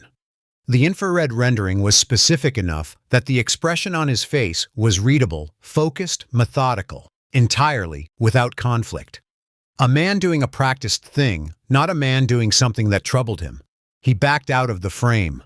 3 seconds of empty cabin, the strobing lights still going. Then Cole's own voice entered through the car's audio pickup, recorded by the Blackhawk Pro's external microphone, as clear as if he had spoken it directly into the courtroom's PA system. "Well, look at that." The technician stopped the video. The silence in the courtroom lasted 4 full seconds. It was not the silence of an empty room. It was the silence of a room full of people who have all just processed the same devastating information simultaneously and are each working through it privately before any of them produces a sound. The first sound came from the second row of the jury box, a woman in seat 5, a former office manager named Patricia, who made a small, involuntary exhale that was not quite a gasp, but was in the same family. The science teacher in seat 7 pushed back slightly from the jury box railing, as if she needed a few more inches of distance between herself and what she had just watched. The retired postal worker in seat 1 was looking at Cole on the witness stand with an expression that had completed its transition from neutral attention to something that was not neutral at all. At the prosecution table, Kevin Pruitt had gone entirely still. He was staring at the monitor, which now showed the frozen final frame, the empty interior of the Cadillac, the strobing lights, the timestamp. His co-counsel, a second-year attorney named Danielle, who had been with the DA's office for 18 months, had her hand pressed flat against her mouth, not covering it exactly. Just resting there as if she needed to physically hold something in place. Pruitt understood in the specific cold total way that understanding comes when it is unavoidable that he had been used. That the case he had built, which he had genuinely believed in, had been constructed on a foundation he had accepted without sufficient scrutiny. Because the man who had provided it wore a badge that Pruitt had trusted more than he should have. He felt alongside the shock something simpler and more personal fury. At Cole. At himself. At the gap between what he had believed and what the video had just made undeniable. On the witness stand, Cole was doing his best work. He had heard his own voice come out of those speakers. He had watched his own hands on that screen. He had 20 years of training in keeping his expression where he needed it, and he was using all of it. His face was controlled. His hands on the armrests were still. But the control itself was visible now, in a way it hadn't been before the video. Before the video, his composure had read as authority. After the video, it read as effort. Judge Marsh looked at Cole. "Detective Weber," she said, her voice carrying the specific, careful restraint of a judge who is choosing words with extreme precision. "You've seen this footage. Do you have any statement regarding your previous testimony?" Cole's jaw moved. He opened his mouth. "That video," he said. His voice was tight, slightly too fast. "That video has been altered.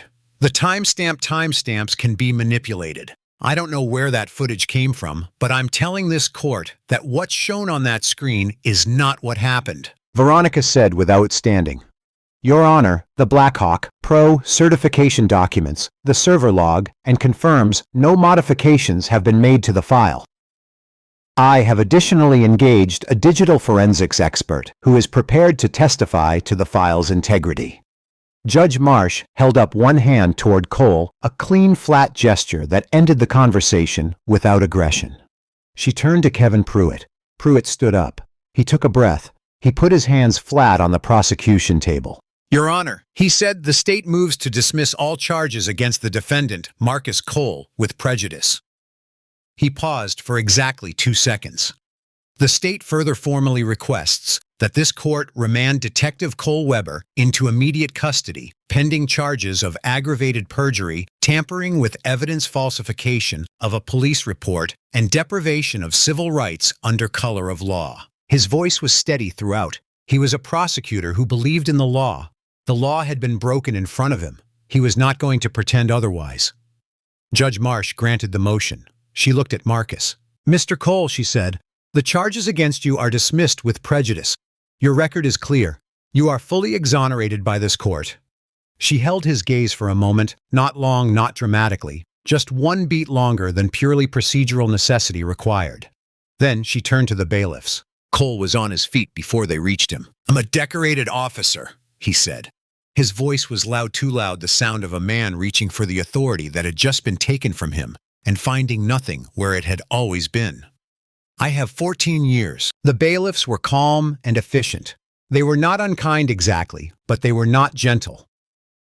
The handcuffs went on from behind the same model Cole had carried on his own belt for 14 years, the same weight, the same sound. From this angle, they were different in every way that mattered. Cole said nothing more. They walked Cole out through the side door of courtroom 7. The route took him past the defense table, close enough that Marcus could have reached out a hand and touched his sleeve if Marcus had been that kind of person, which he was not. Cole did not look at Marcus. Marcus looked at Cole. He looked at him with the steady, unhurried attention of a structural engineer examining a building that has failed not with anger, not with triumph, but with the clear-eyed assessment of someone who has spent months understanding exactly how and why the failure was going to occur. He watched Cole pass. He watched the side door close behind him. The courtroom held its silence for another moment. Then the gallery, which had been packed with observers who had been told to keep quiet, produced a collective exhale, not applause, not celebration, but the sound of many people releasing a breath they had been holding for the duration of a video that had lasted 52 seconds and taken 7 months to play. In the third row, Denise Cole sat with her hands folded in her lap, her back straight, wearing her good coat. She had been there since 8:30 that morning. She had watched everything without visible reaction. The opening statements, the expert witnesses, Cole's direct examination, the cross-examination, and then the video. When the video played, she had kept her eyes on her son at the defense table, rather than on the monitor. Marcus turned from the door and found her face in the gallery. She held his gaze for a moment. Then she gave him a single nod, small, controlled, the precise nod of a woman who had added up the numbers months ago and had known the answer would come out right if the arithmetic was done honestly. Veronica leaned close and said something in Marcus's ear. He nodded. She said something else, something brief. He looked at her, and for the first time since Route 9, the smile that appeared on his face was genuine and unguarded and reached his eyes. He picked up his leather bag with the engineering notebooks. She had told him to bring them on the first day. He had every day straightened his jacket and walked out of courtroom 7. The hallway smelled of floor wax and the institutional coffee that comes out of machines in government buildings and smells the same in every government building, regardless of geography. Marcus stood in it for a moment, adjusting from the compressed air of the courtroom to the slightly less compressed air of the corridor. Raymond Dunn was there.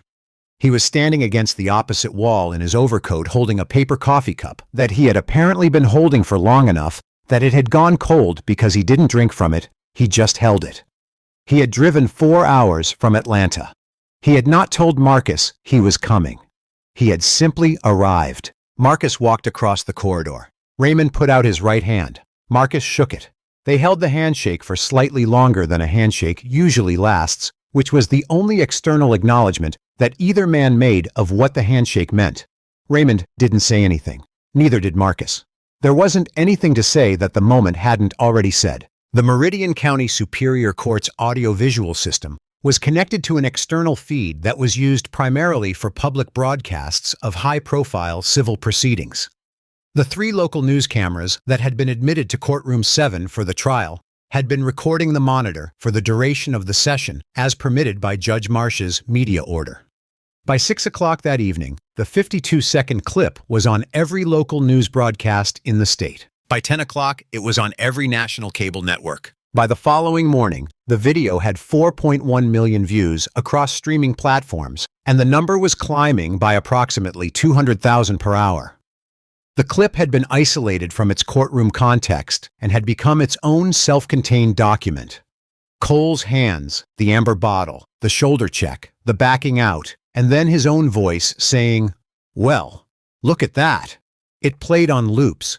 It was analyzed frame by frame in comment sections by people who had no professional forensic training, but were doing the analysis anyway because the footage was so clear that it didn't require professional training to understand. The clarity was itself part of the impact. There was no ambiguity to argue through. There was no shadow of doubt that a less sharp camera or a different angle might have provided. There was just Cole Weber's hands in crisp monochrome infrared doing what they did. The Meridian Falls Police Department issued a statement by 8 that evening. Captain Pruitt's communications officer read it at a brief press conference outside the precinct. It acknowledged Cole's arrest, his suspension from the department, and the opening of an internal affairs review.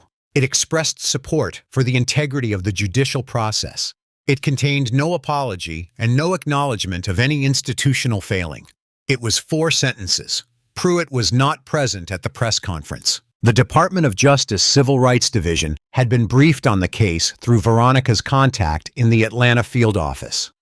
By noon the following day, 2 agents from the Atlanta DOJ field office arrived at the Meridian Falls precinct with a federal preservation order that covered every document case file, arrest report, and digital record associated with Cole Weber's 14-year career on the department. They served the order at the front desk to a sergeant who read it twice before calling Pruitt down from the 3rd floor. Pruitt read the order and called the department's legal counsel. The legal counsel called a federal judge to ask about the scope of the order. The federal judge confirmed the scope was complete and non-negotiable. The preservation order went into effect at 1:47 p.m., coincidentally the same time to the minute that was stamped on the Black Hawk Pro footage. Karen Weber did not speak to the press. A local reporter reached the house, a 3-bedroom in the eastern suburbs that Cole had bought 7 years ago, during what had felt like a period of permanent ascending trajectory, at approximately 9 that evening. Karen answered the door, looked at the reporter and the camera, and closed the door without speaking. She was on the phone 45 minutes later with her sister in Chattanooga, and then she was not on the phone anymore and the house was quiet. She called an attorney 3 days later. She filed separation papers at the Meridian County Clerk's office 3 weeks after that. Cole was informed of the filing by his public defender. Brad Sutter gave one interview to the Meridian Falls Courier 48 hours after the trial. He described himself as a partner who had been unaware of Cole's methods and who had cooperated fully with all investigators since the moment Cole's arrest was announced. The interview was 4 paragraphs. It was factually accurate in its most literal construction. It omitted the things that would have made it complete, and Brad Sutter understood this, and he had made the calculation that incomplete honesty was the version of the truth he was prepared to live with. He was not wrong that it was a calculation. He would spend years determining whether or not he had made it correctly. The DOJ investigation was led out of the Atlanta field office by a special agent named Carol Winslow, a 15-year veteran of federal civil rights cases, who had a particular expertise in police misconduct patterns. She had reviewed the Black Hawk Pro footage on the morning after the trial, watched it twice, and written 3 pages of notes before she made her first call to Veronica Hayes. The anchor of the federal case was a specific legal architecture that Veronica had constructed carefully during the 7 months of waiting. Marcus held a Level 2 federal security clearance issued by the FBI for his work on a Department of Justice-funded construction project. When Cole Weber planted evidence on Marcus and fabricated the arrest, he didn't merely commit a state crime against a private citizen. He committed a federal civil rights violation against a federally cleared contractor working on a federally funded project, which meant the DOJ had both interest and jurisdiction that bypassed the state's authority entirely. The review of Cole's 14-year record began with the 3 previous vehicle stop narcotics cases that Veronica had identified during her initial review. All 3 followed the same structural pattern: a late-night stop on the Route 9 corridor, a driver whose vehicle and appearance didn't match Cole's mental model, a claimed odor, a search, a discovery. All 3 had resulted in convictions. None had been appealed. When the federal forensic team gained access to Cole's department locker and his tactical vest, which had been surrendered at the time of his arrest, they found trace chemical residue in the interior vest pocket that was consistent with crack cocaine. The chemical signature was specific enough that it could be compared against the documented signature of the controlled substance confiscated from a minor named Toby Reeves 8 weeks before Marcus's arrest, the same juvenile whose charge Cole had reduced in exchange for the drugs. Toby Reeves, contacted by federal agents at his home in Meridian Falls, confirmed the exchange without hesitation. He was 17. He had been scared of Cole and glad to get the reduced charge, and he had not thought about what the remaining drugs were going to be used for, because he was 17 and scared, and he hadn't wanted to think about it. Agent Winslow's team ran a statistical analysis of Cole's narcotics discovery rate on Route 9 stops over the preceding 4 years and compared it against the department average for the same corridor during the same period. Cole's rate of discovering narcotics during vehicle stops on Route 9 was 11.3 times higher than the departmental average. No analyst or supervisor at the Meridian Falls Police Department had flagged this statistical anomaly because the department's internal metrics rewarded the number of arrests, not the accuracy of the process that produced them. Captain Pruitt's quarterly reviews had celebrated the numbers. The numbers had been celebrated because they were impressive. No one had asked why one officer was so consistently more successful than everyone else at finding drugs in cars. Brad Sutter accepted a proffer agreement from the federal prosecutor's office in the 4th week of the investigation. In exchange for a reduced charge of failure to report known misconduct, he provided the names of 2 other officers who had on separate occasions observed what they interpreted as Cole carrying contraband in his tactical vest and had not reported it. He also confirmed that Cole had on 3 occasions during their partnership conducted vehicle searches that Sutter believed were pretextual, but had not documented his suspicion because the alternative, making a formal complaint about your own partner, felt like a guarantee of professional destruction. Captain Gerald Pruitt was placed on administrative leave pending investigation in the 6th week. He was not charged. The evidence of his direct knowledge of Cole's methods was circumstantial, though the statistical anomaly he had never questioned, and the complaints he had consistently dismissed would haunt him in any administrative or civil proceeding for the foreseeable future. He filed for early retirement, citing health reasons in the 8th week. He was 54 years old.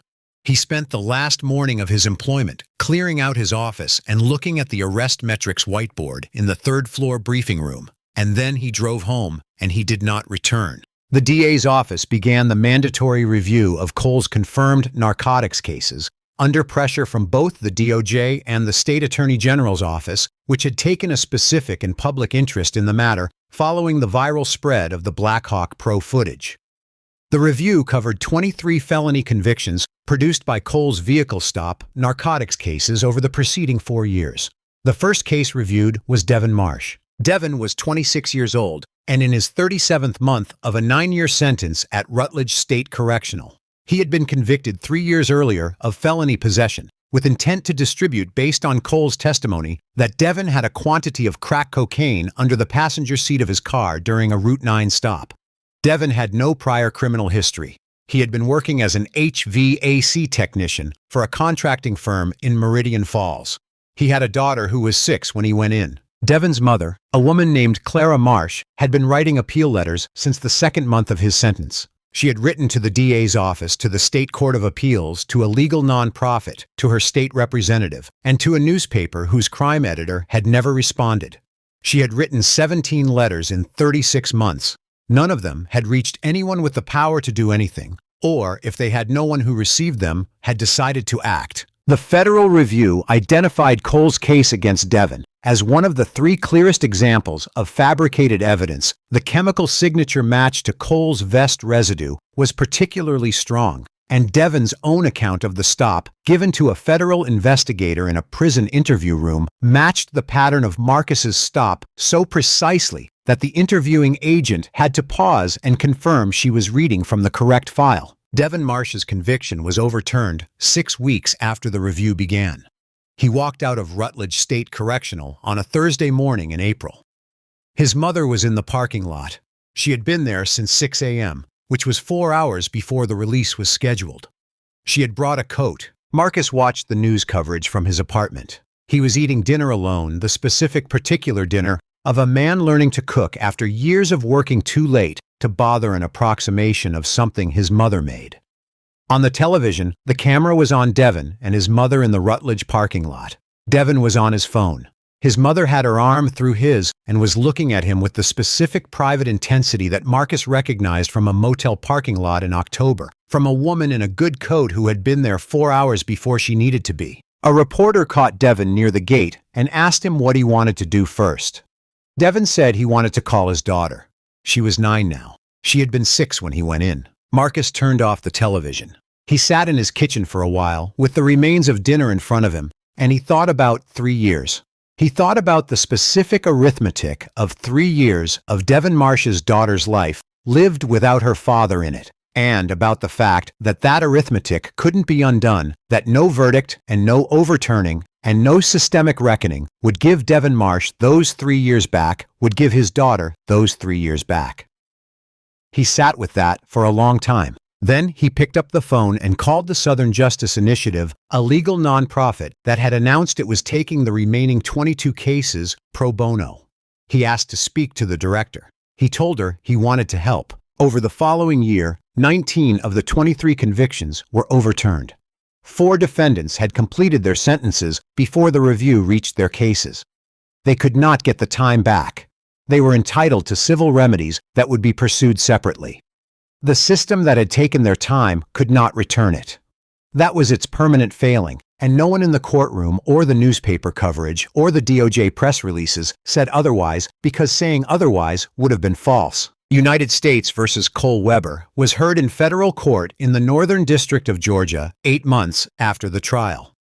The charges were deprivation of civil rights under color of law, 14 counts on for each case the Federal Review had confirmed as a fabricated arrest, aggravated perjury, evidence tampering, and obstruction of justice. Cole arrived in the federal courtroom looking like a man who had been taken apart and reassembled slightly wrong.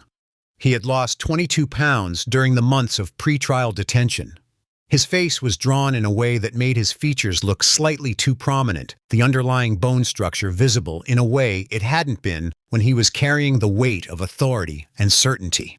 He was in civilian clothes, dark slacks, a white dress shirt, a gray blazer, and they fit him the way clothes fit a person whose body has changed since the clothes were purchased not badly, but without the specific alignment of cloth and frame that signals a person at their natural size. He had been in Meridian County Jail's pretrial detention unit for 4 months.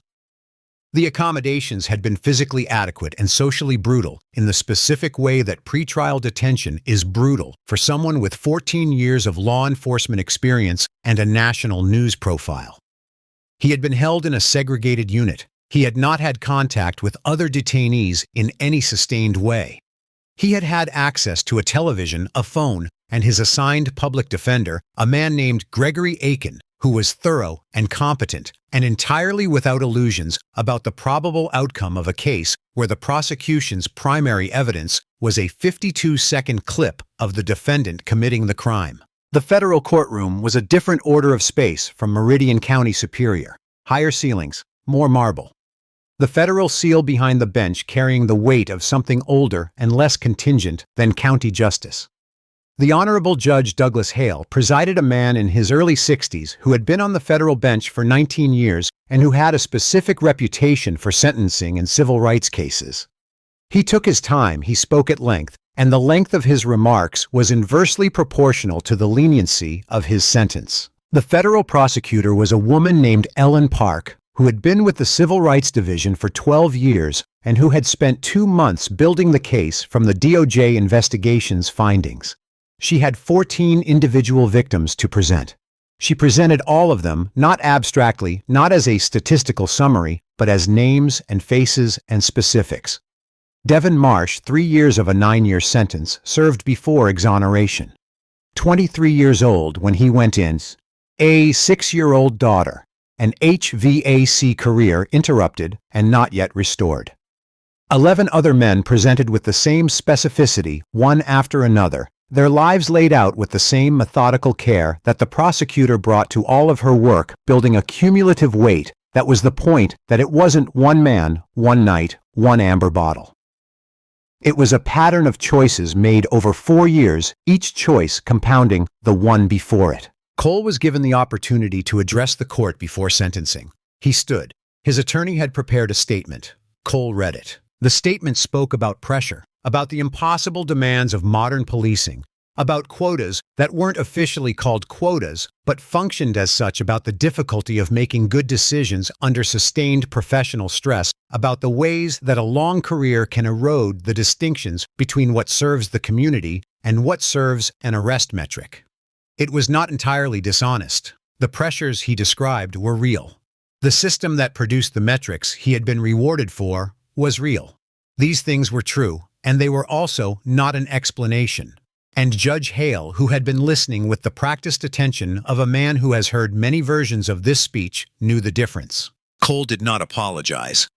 Not specifically. Not to the 14 men whose names had been read into the record.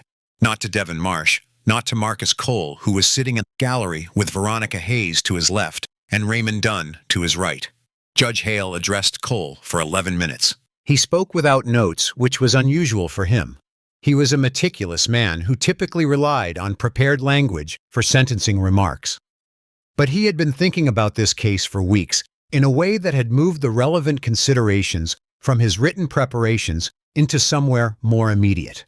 He spoke about the specific nature of the harm, not the abstract harm of corruption, but the concrete itemized harm of each person whose years had been taken, each family altered by an absence, each future foreclosed or delayed. He noted that the pressures Cole had described were real, but that they did not explain the amber bottle. The amber bottle was not a product of metric pressure. It was a product of a decision made deliberately and repeatedly over 4 years by a man who had constructed around his own convenience and his own professional ambition an entire moral framework in which what he was doing was not only acceptable, but justified. Judge Hale said that the most dangerous element of Cole's conduct was not the individual arrests. Those were devastating but discreet, but the self-belief that had enabled them. A man who knows he is doing wrong has at least an accurate map of his actions. Cole had arrived in that courtroom, in the federal courtroom, still partially convinced that what he had done could be explained and contextualized into something other than what it was. He paused after saying this. The courtroom was silent. Cole Weber, Judge Hale said. The sentence of this court is 16 years in the custody of the Federal Bureau of Prisons, mandatory minimum pursuant to the Federal Civil Rights Sentencing Guidelines for repeated deprivation of rights under color of law. There is no parole eligibility under federal sentencing for this class of offense. He picked up his pen. Your municipal pension is permanently revoked. Restitution to each of the 14 confirmed victims calculated by the court's economic analysis team, is ordered from your personal and real property assets. The amount will be formally assessed and collected through the federal restitution process. He put the pen down. He looked at Cole for a moment. Nothing I can give these men and their families is adequate, he said. That is the nature of the harm you caused. I can only ensure that the sentence reflects its weight. The gavel came down. Cole was led out in leg irons, the federal standard for courtroom transport for convicted felons. The leg irons produced a specific sound against the marble floor of the federal courtroom. A soft metallic drag with each step, and Marcus heard it as Cole moved toward the door. He did not look away. He watched Cole walk the length of the courtroom, past the gallery, past the rows of press and observers, watched him reach the door that led to the holding area. At the door, Cole turned his head. He was not looking for anyone in particular, or maybe he was. It was hard to know what a man is looking for in the last moment before a door closes behind him. His eyes moved through the gallery and found Marcus's face. Marcus was looking directly at him. He had been looking directly at him the entire time, with the same steady, unangry assessment he had offered in the corridor outside courtroom 7. He held Cole's gaze for 3 seconds. Then he blinked once slowly. The door closed. The courtroom exhaled. People began to gather their things.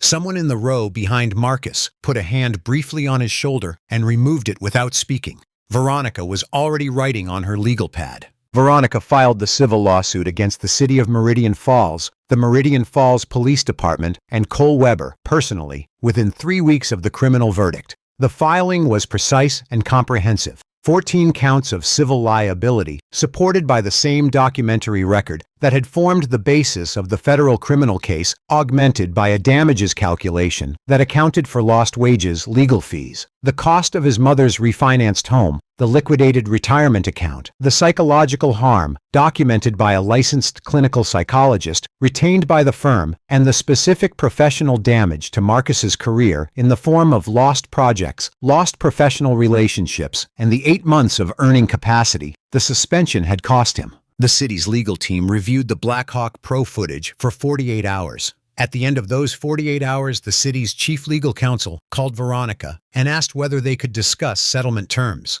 Veronica said they could.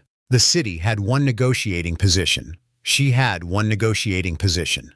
The conversation lasted 40 minutes. The settlement was $5.2 million. Marcus did not negotiate it down. Veronica had told him not to, and she told him why the amount wasn't a punishment for the city. The city was insured for exactly this kind of liability. The amount was a record, a public acknowledgement entered into the financial documentation of the municipal government of what his year had cost. It was important that the number be accurate. He bought Denise a house. Not immediately. He spent 2 weeks looking at listings in the Birmingham neighborhood. She had always wanted to live in a quiet residential area called Westover Hills, with older houses and established trees and the specific quality of light that comes through mature oaks in the late afternoon. He found a 3-bedroom with a detached garage and a yard that backed up to a small natural area. He called Denise and described it to her without telling her why he was asking. Just asking whether it sounded like what she had in mind. She said yes. He bought it. He helped her move. This took a full weekend. The Birmingham house, the 2-bedroom where he had grown up, where the achievement wall still occupied most of the space between the closet door and the window, was sold. And the money from the sale paid off the second refinancing. And the certified check Denise had written to the bail bondsman was accounted for. And the arithmetic of the previous year was resolved with a finality that felt like the end of a calculation that had been running in the background of everything for a long time. On the second day of the move, Marcus assembled Denise's kitchen table. It was the same table she had owned since his childhood, a round oak table with 4 chairs that had been refinished twice.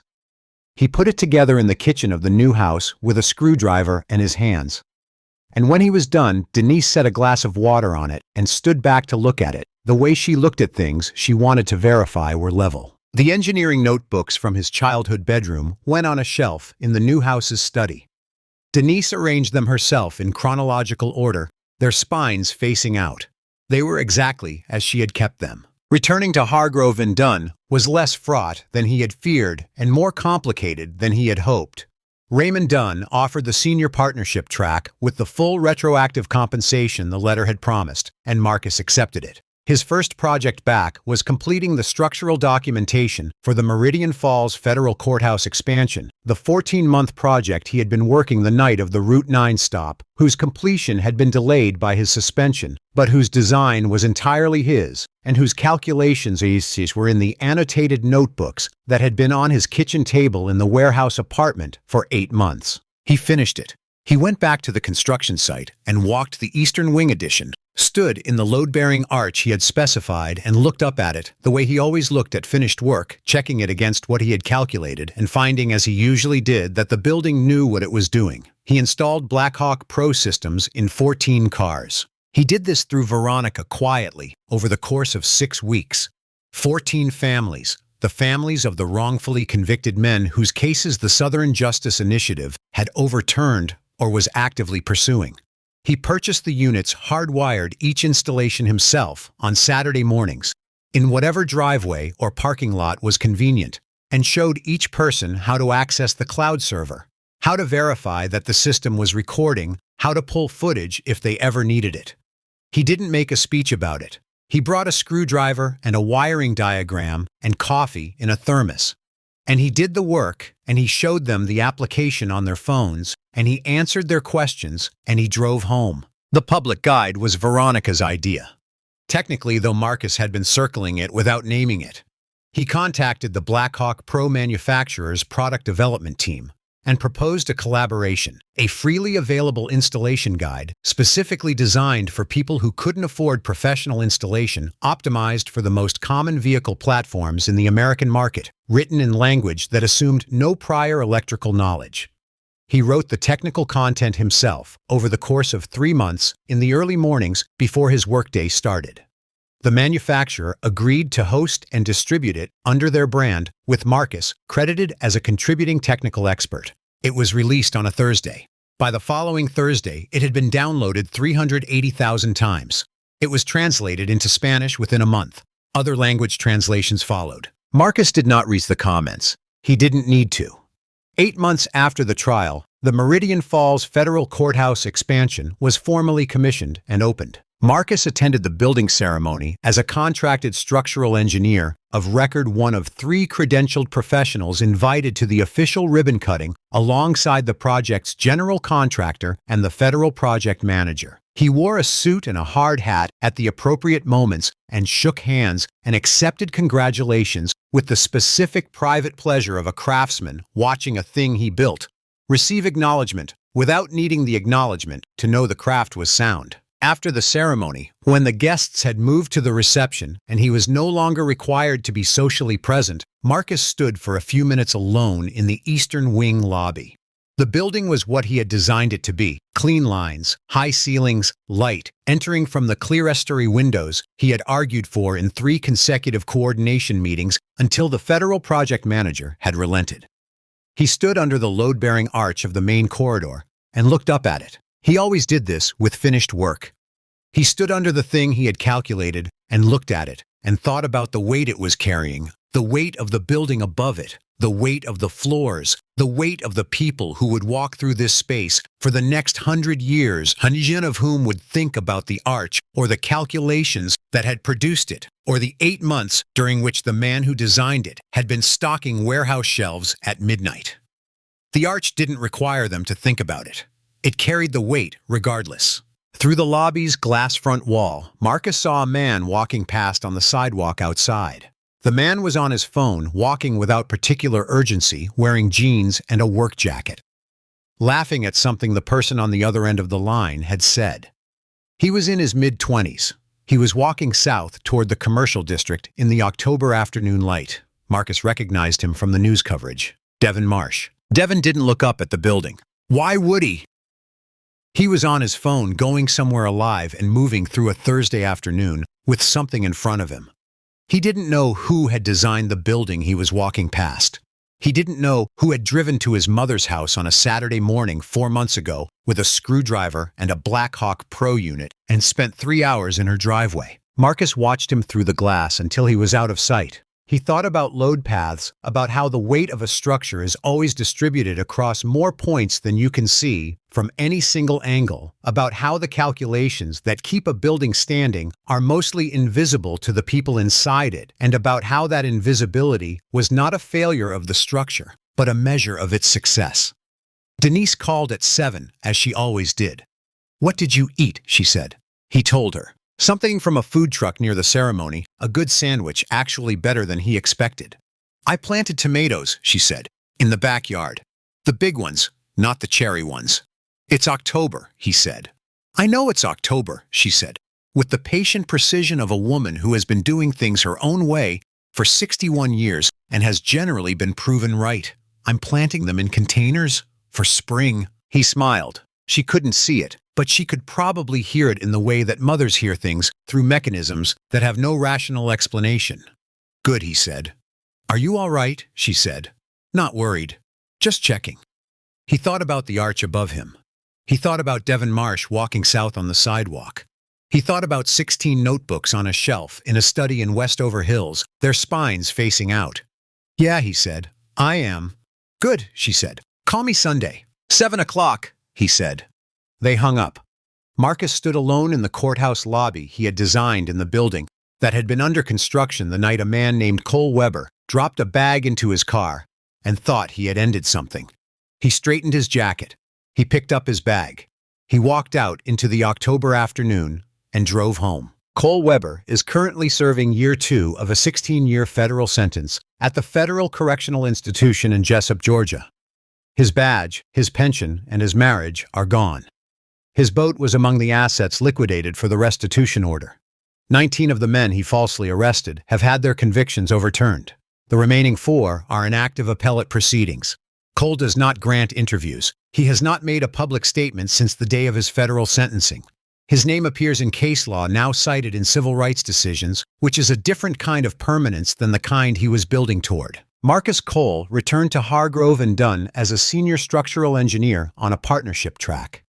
His work on the Meridian Falls Federal Courthouse was recognized in the Georgia chapter of the American Institute of Architects annual report, cited as an example of technically precise integration of new construction with existing infrastructure. He drives a new car. He has a Blackhawk Pro system in it, hardwired to the battery cabin-facing infrared automatic LTE cloud upload. He installed it himself on a Saturday morning with a screwdriver and a wiring diagram, and the particular satisfaction of a man who has learned at significant cost exactly what preparedness is worth. The truth didn't protect Marcus Cole on Route 9 at 1:47 in the morning. The truth was not present there in any form that could stop what was happening. What protected Marcus Cole, what ultimately made the difference between a life destroyed and a life restored, was the 52 seconds of footage that uploaded to an encrypted server while the handcuffs were still closing. He had installed that camera himself. He had calibrated the sensitivity setting himself. He had paid for the LTE module and the cloud subscription and the extra hour on a Saturday, and the deliberate technical care of a man who understood that documentation was the only form of protection entirely within his own control. The system did not protect him. He protected himself. That is the difference between this story and the ones that end differently. That and a lawyer who knew when not to show her hand. If this story stayed with you, subscribe to our channel. We tell more stories like this one every week.